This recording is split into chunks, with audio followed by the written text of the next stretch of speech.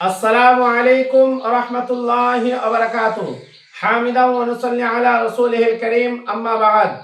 সম্মানীয় সুধীবৃন্দু, আমি আপনাদের সম্মুখে উপস্থিত হলাম বর্তমানে বিশেষ একটা বিষয়ের উপরে অবগত করানোর উদ্দেশ্যে। আমাদের পশ্চিমবঙ্গ মুখ্যমন্ত্রী মাননীয়া শ্রীময়ী মমতা বন্দ্যোপাধ্যায়, তিনি একটা দীঘায় জগন্নাথ ধাম মন্দির তৈরি করেছেন। এই মন্দির তৈরি করার কারণে তিনি পশ্চিমবঙ্গ প্রতিটি ডিলারকে নির্দেশ দিয়েছেন প্রসাদ বিতরণ করার জন্য, মন্দিরের প্রসাদ বিতরণ করানোর জন্য।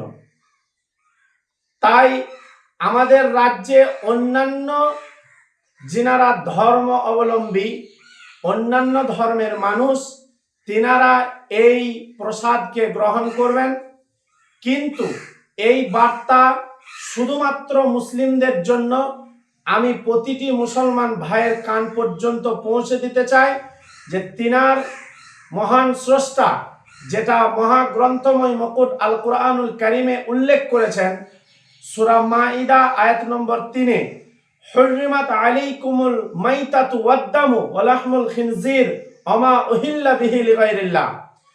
তোমাদের জন্য হারাম করা হলো মৃত্যু প্রাণীকে, তোমাদের জন্য হারাম করা হলো শূকরের মাংসকে, তোমাদের জন্য হারাম করা হলো প্রবাহিত রক্তকে, এবং তোমাদের জন্য হারাম করা হলো আল্লাহ ছাড়া অন্য কোনো নামে উৎসর্গিত খাদ্যকে। আল্লাহ ছাড়া অন্য কোনো নামে উৎসর্গিত খাদ্য বা মাংস বা পশু যাই হোক না কেন। সুতরাং এই কুরআনুল কারীমের মধ্যে আমরা যেটা পেলাম সেটা হলো আমাদের জন্য আল্লাহ ছাড়া অন্য কোনো নামে যে কোনো জিনিস, খাদ্য হোক বা অন্যান্য কোনো জিনিস গ্রহণ করা, এটা মুসলিমের পরিচয় নয়, এটা শরীয়ত বিরোধী, এমনকি শিরকের অন্তর্ভুক্ত। মহান আল্লাহ সুবহানাহু ওয়া তাআলা বলেন, ইন্নাশ শিরকা লাযুলমুন আযীম। আর শিরকের গুনাহ সবচাইতে ভয়াবহ গুনাহ। পৃথিবীতে যত গুনাহ আছে, শিরকের মতো এত জুলুম, এত বড় পৃথিবীতে আর গুনাহ নেই। সুতরাং এত বড় গুনাহ থেকে প্রতিটি মুসলিম জাতিকে বেঁচে থাকতে হবে। তাই করজোড়ে প্রতিটি মুসলিম যিনি ঈমানওয়ালা, এক কাপ চায়ে বিক্রি হলে হবে না। এক কাপ চায়ে আর এক ঠোলা মিষ্টিতে অনেকেই ঈমান বিক্রি করে দেন। তিনাদেরকে মুসলিম বলে মনে করি না, তিনাদেরকে ইসলাম জায়গা দেয়নি, তাদেরকে ইসলাম গ্রহণ করেনি। কারণ ইসলামের যিনি ডাইরেক্টর নবী মুহাম্মদ সাল্লাল্লাহু আলাইহি সাল্লাম 5খানা কথা বলেছেন, 5টি স্তম্ভের কথা বলেছেন। তার মধ্যে প্রথম স্তম্ভটার নাম হলো শাহাদাতিন আল্লাহ ইলাহা ইল্লাল্লাহ ওয়া আন্না মুহাম্মাদান আবদুহু ওয়া রাসূলুহু।